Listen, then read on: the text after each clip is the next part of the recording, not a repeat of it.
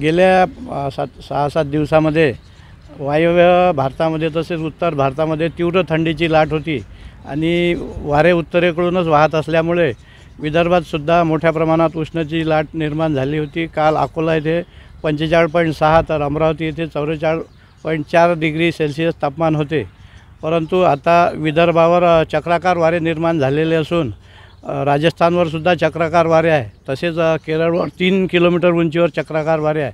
याच्या प्रभावामुळे राजस्थान ते तेलंगणा विदर्भ अशी कमी दाबाची द्रोणीय स्थिती निर्माण झाली असून त्यामुळे वाऱ्यांच्या दिशा बदललेल्या आहेत आणि त्यामुळे आता समुद्रावरून वारे येणे सुरू झाले आहे। त्यामुळे हे उष्णतेची लाट कमी होण्याची शक्यता असून उद्यापासून तापमानात पश्चिम विदर्भात घट येण्याची शक्यता आहे।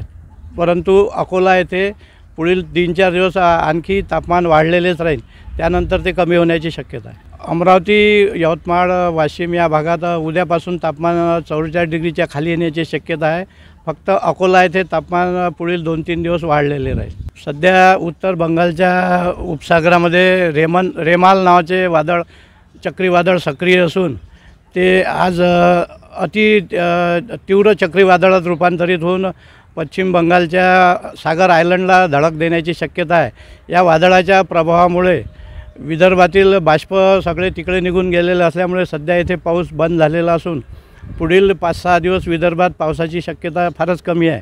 परंतु 1 जून नंतर विदर्भात पुन्हा पावसाचे आगमन होण्याची शक्यता आहे।